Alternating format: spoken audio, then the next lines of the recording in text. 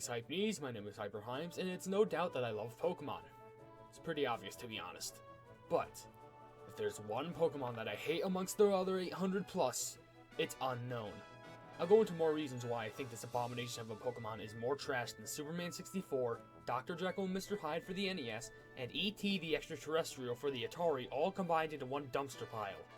I should make a quick and very important note that if you like Unown yourself, then I have no issues with that. We all have a Pokemon that we hate deep down, or at the very least, one that we don't like as much as the others. Just respect what I'm doing with the little guy. But that leads me to a question that's in your head. Why are you doing this challenge? Well, there are 3 reasons. 1. To know what you hate, you have to go through the toughest of trials with it. 2. I don't really see many people doing this challenge. The only person that I've seen do this challenge is a person known as Enter the Unknown, who also done this with Pokemon Leaf Green. I didn't watch his videos either, so I won't get spoiled by what he did in the battles. But if you want to, go subscribe to that guy. He's super cool. 3. I've seen plenty of other PokeTubers do a challenge like this. The more that I've seen, the more that I want to do it. I've already mentioned Enter the Unknown, but there's also Pika Spray Yellow, Madry Bread, Jake McCauley, and even Alfred did one with Mudkip. But when I saw another YouTuber known as Trippy Trainer do this as well, I knew it's time to throw my hat in. So finally, we asked the age-old question. Can you beat Pokemon Crystal with just an Unown? Here's a breakdown of the rules. 1. I can only use Unown in battle. Really nothing else to say about that. 2. I can't use any in-battle items. This include any types of potions, battle items, and really anything in general. Unown can use held items, and I can use items outside of battle, but that's it. If it comes to a point where I can't really do anything, this rule might have to be broken. 3. I can't teach Unown any TMs or HMs, but you'll see why that's irrelevant soon enough. 4. I can't use glitches to my advantage. 5. Since I'm playing on a ROM to make things easier, sometimes I'm gonna have to use save states and speed up. Trust me, this is basically mandatory later. 6. Please don't judge my editing. It's not gonna be great, so you aren't gonna see many great things aside from the game and some pictures. I only have Movie Maker and a garbage computer, so don't judge me. I don't think there's anything else to talk about, so without further ado, let's do this. Let's take a gander at Unown's stats. Well, Unown has the Levitate ability to not get hit by ground attacks, so that's good, right? Wrong! This is Generation 2, so abilities weren't introduced in this game, so that's out of the question.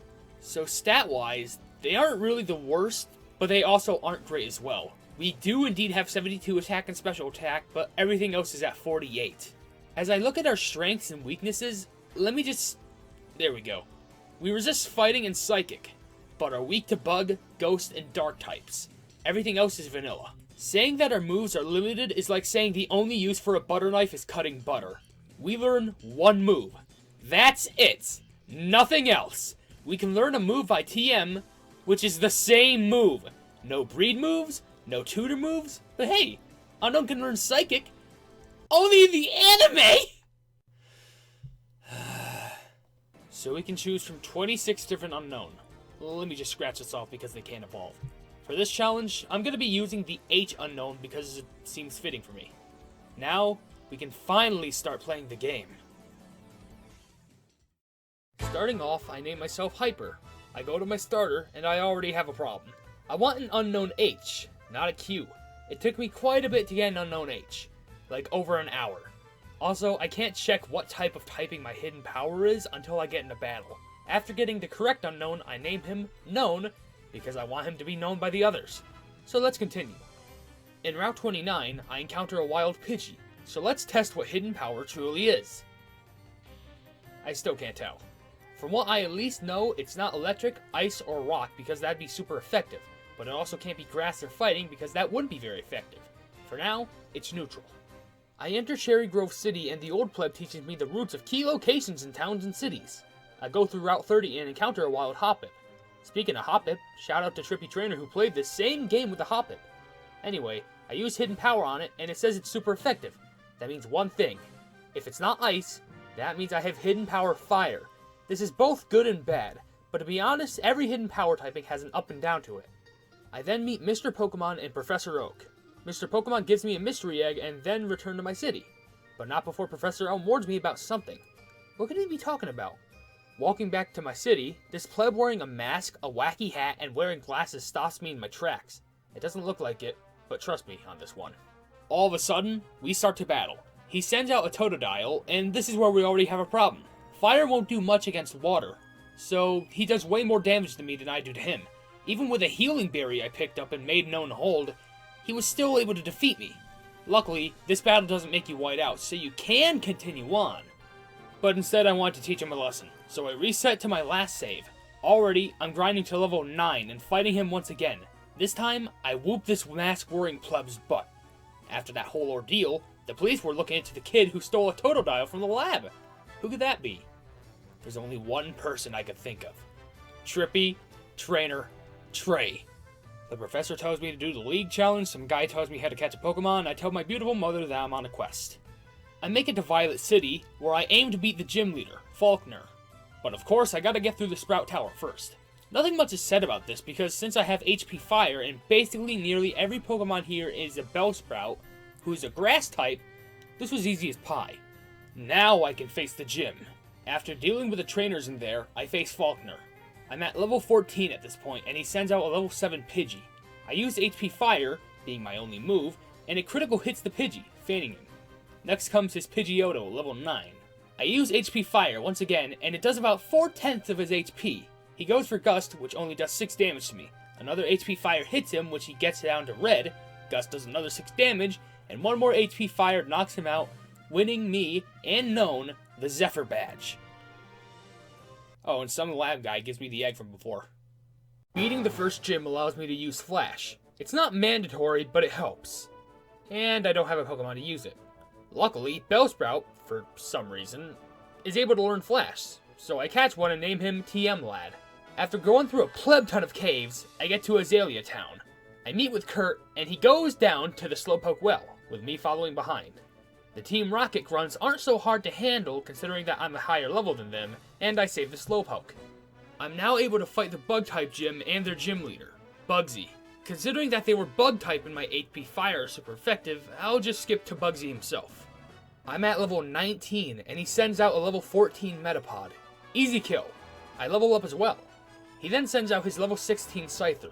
He uses Fury Cutter, which scares me because it's not only super effective, but it gets stronger every time it's used. I use HP Fire, and it does what I think is half. He attacks again and takes me down to 20 HP, but thank the Space Lords above that I was able to take him out.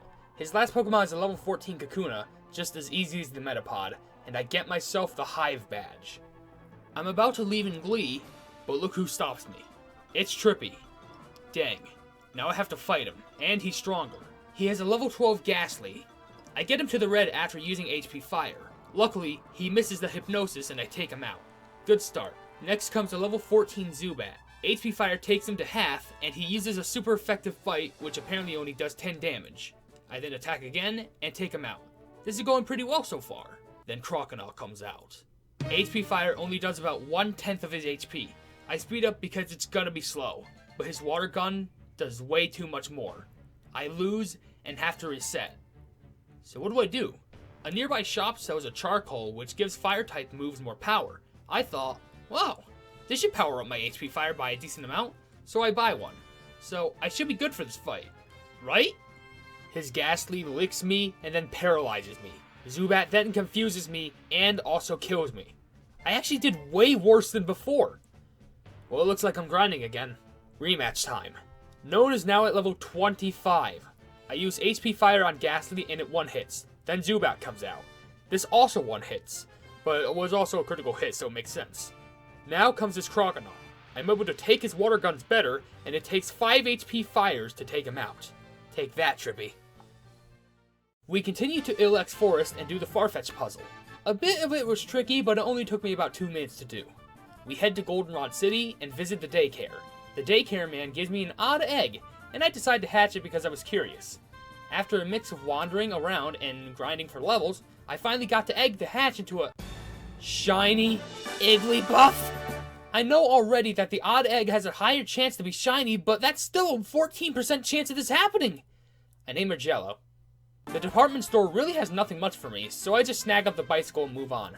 I also get the radio card and a couple other channels to boot. Nothing else eventful happens here, so I do the gym.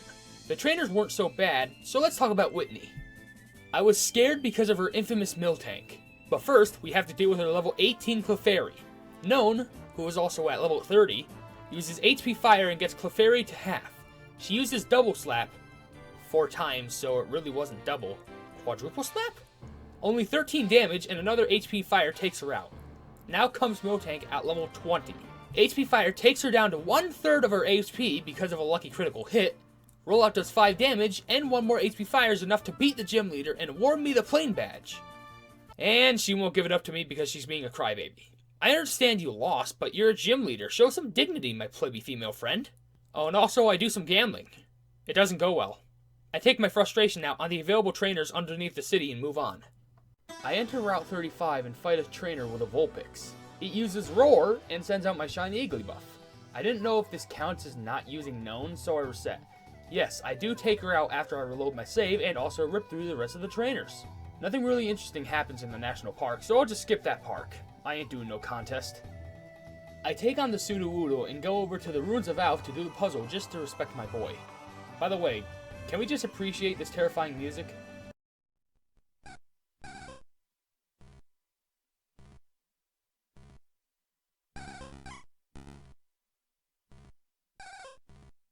I then finally arrive at Ecruteak City. The first thing that I do, so I can get some extra levels, is take on the Kimono Girls. They weren't bad, and I also get rewarded with an HM. That's nice. Some old pleb won't allow me in the gym because Morty isn't in, so I go to the Burn Tower. And I also find Eugene, I guess. Here comes Trippy for the 3rd time. He sounds out a level 20 Haunter. Known is at level 35, but I didn't heal yet, unfortunately. HP Fire takes a decent chunk of health from Haunter, and he retaliates with a Lick. Of course, it's also a crit and does 16 damage. Another HP Fire takes him out. However, next comes his level 22 Croconaw, bringing out the big guns early. I probably would have had a chance if I healed before the battle, but his last attack got a crit, so I didn't really have a chance. I was close though, so a little bit of grinding might help me. Round 2, and Haunter gets to the red with an HP Fire, but he kills himself with Curse. And now I'm cursed. There's no way I can win with Curse inflicted on me. With the help of luck after a few attempts, he goes for a Lick instead and only does 6 damage, and I take him out with 2 HP Fires. Croconaw now comes out, and I speed up through it because would have taken so long for it to do at normal speed. Only 4 HP Fires takes it out. Now comes his level 18 Magnemite. Considering that HP Fire is super effective against Steel, this was an easy mon to take out. Finally, his level 20 Zubat comes out, and thankfully, only 1 HP Fire takes it out, and I beat Trippy once again. Then I fall down a hole and meet some dogs. Now I'm able to take on Morty's gym. Other than the tricky invisible path puzzle, there was nothing much else to talk about this place other than the gym leader himself. Morty starts off with a level 21 Ghastly. My level 40 Known uses HP Fire and it takes it out easily. Next comes his level 21 Haunter. HP Fire takes it out with 1 hit as well. Now comes his level 25 Gengar. I know this won't 1 hit, and takes nearly half of it when he uses Hypnosis on me and I fall asleep. Great! He then spams Shadow Ball on me until I die because I couldn't wake up. This wasn't good luck. The next round, for some reason, his Haunter lives a HP Fire and uses Curse to kill himself. This won't end well. I crit the Gengar and get him down to red, but lands Hypnosis again and uses Dream Meter to heal. I lose once again, but I know I can do this with just a bit of luck. Skipping to the Gengar, I land an HP Fire and he misses Hypnosis. I land another and it's enough to take him out.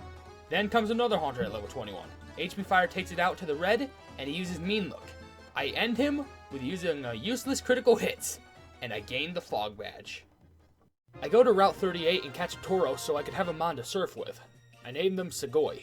I then make it to Olivine City, and there's Trippy. Luckily, he doesn't want to fight me here.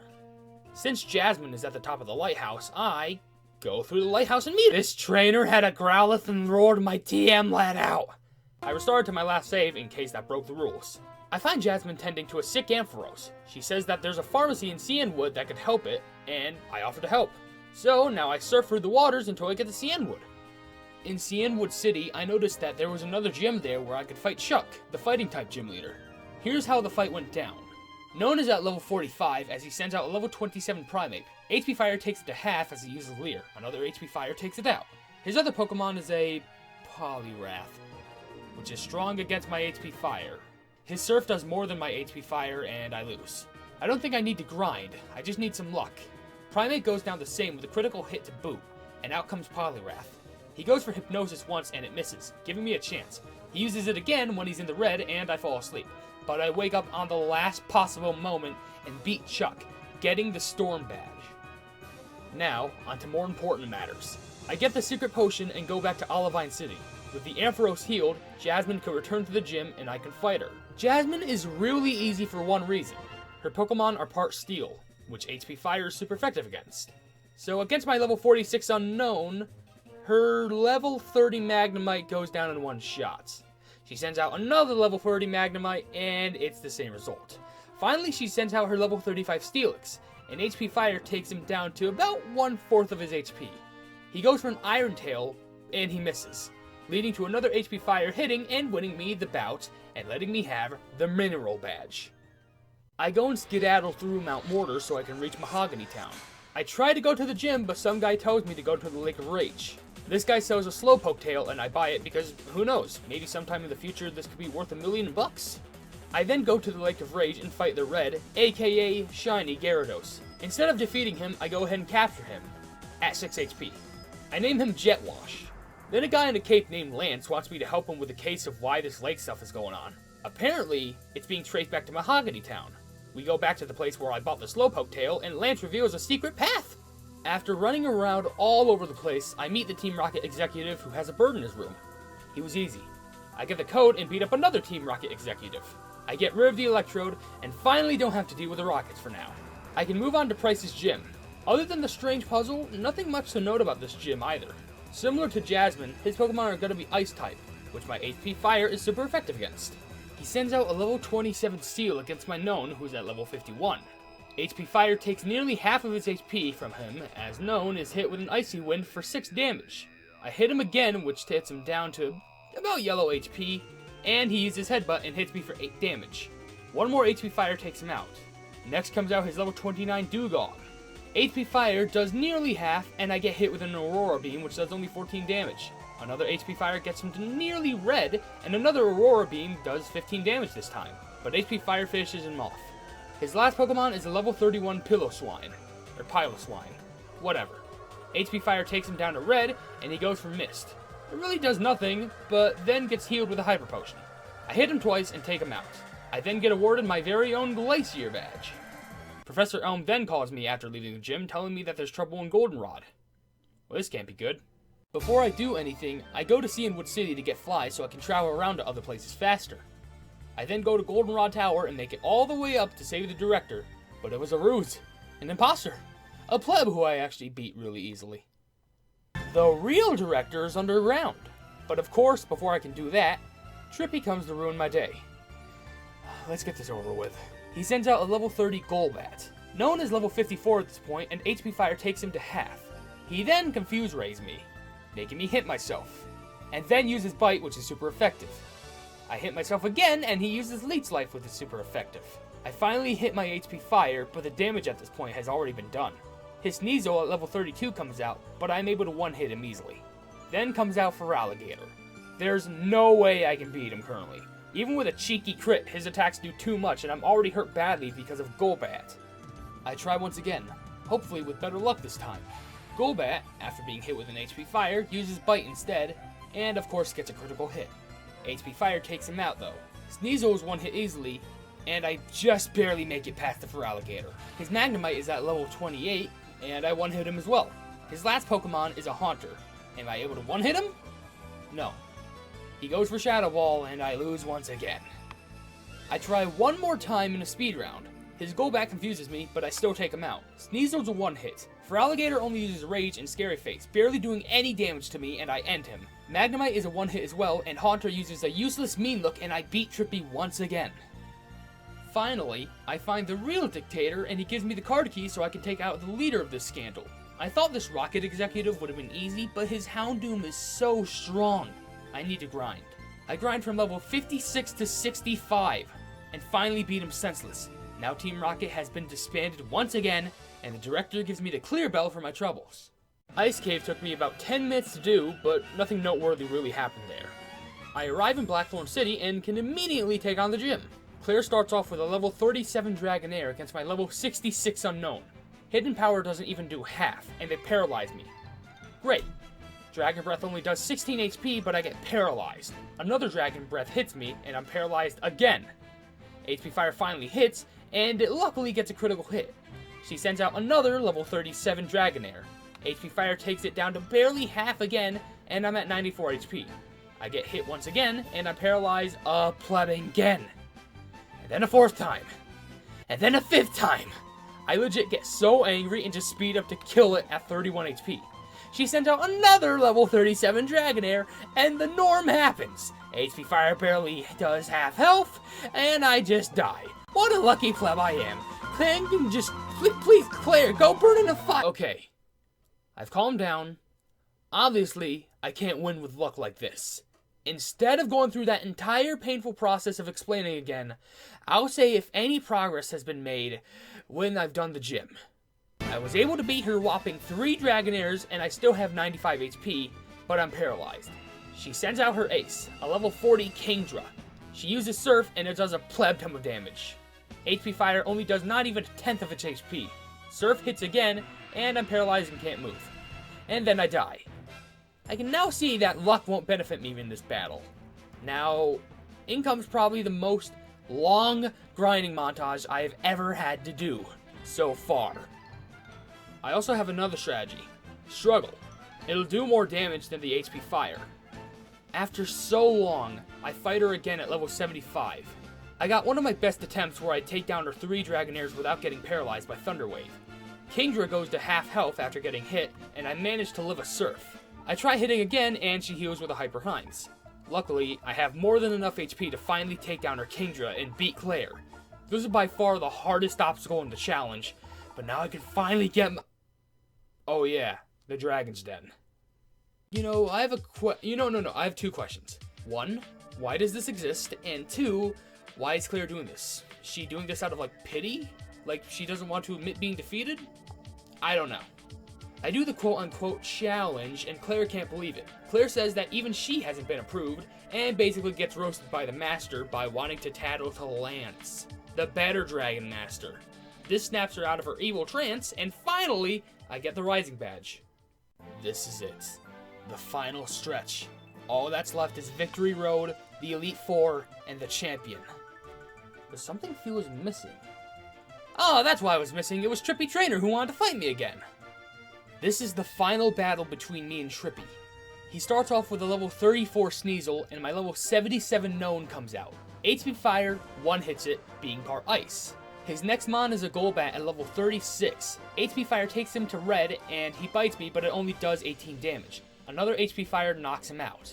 Level 34 Magneton is next, and it's basically a one-hit, being part Steel. Level 35 Haunter comes out, and it's also a one-hit, surprisingly. Next is the level 35 Kadabra, and it's another one-hit by a critical hit. Finally is his biggest threat, the level 38 Feraligatr. HP Fire does nearly half, and he goes for Slash, which barely does anything. Another HP Fire takes him about 2/3 of his health, and another Slash from him doesn't do much. And one more HP Fire finishes him off. I finally did it. I beat him without having to go back to my last save. You ain't got nothing on me, Trippy. If we were in a cage lock, you'd never beat me. I finally attempt the Elite Four already. First is Will, who sends out a level 40 Xatu. Xatu goes to red and hits me with a Confuse Ray. I luckily hit it and take him out. Next comes out another Xatu at level 42. I hit myself in Confusion and he hits me with Psychic. It does about 1/5 of my HP. HP Fire gets a crit and takes him down. Next is a level 41 Jinx, and that's an easy one-hit. Executor is at level 41, who also comes out, and is another one-hit. His final Pokemon is the level 41 Slowbro. HP Fire does about 1/4 of his HP, and he goes for Amnesia. Another HP Fire does less, and he hits me with a Psychic. But then I had a thought. Looking at this fight, I definitely need to do some grinding. But I need to level up further. Further beyond any level that I've had to go through beyond. And that's level 100. Yeah, also here's a fun fact. Remember that charcoal I got from the beginning and I thought it boosted the power of my HP Fire? It doesn't. I get to level 100 and speed around the Elite Four, so here's how it goes. The 2 Xatu, Jinx, and Executor get one hit easily by HP Fire. With Slowbro, it is a lot harder because it doesn't even do half, and it even takes a couple to take him out, but I defeat Will. Koga's Ariados, Fortress, and Venomoth get 1 hit. Muck takes 2 HP fires, and Crobat, after some double teams and a full restore, gets bodied. Bruno has a Hitmontop, which dodges one of my HP fires with Dig, but I still kill him. I now use Struggle at this point. Onyx takes 2 hits after he sets up Sandstorm. Machamp takes a bit, but I beat him. Both Hitmonlee and Hitmonchan get taken down, but I'm at really low HP. Luckily, I can still heal outside of battle. Now comes Karen. Umbreon, Murkrow, Houndoom, and Gengar get 1 hit. Vileplume, although paralyzing me, was still manageable. This is it. The final battle with Lance. I save before fighting him and begin the final battle. After many attempts, the Gyarados goes down easy. Dragonite paralyzes me, but the berry cures me and I take it out. Dragonite number 2 gets critted and still doesn't die, but misses a Thunder Wave and faints. Aerodactyl goes to red, but Ancient Power does nothing and he faints. Charizard is next, and he gets me down to 42 health before I defeat it. The final Dragonite comes out, and I critical hit one-shot him, and live on 2 HP. My heart almost stopped. The planets aligned on the perfect night. And I did it. I did it.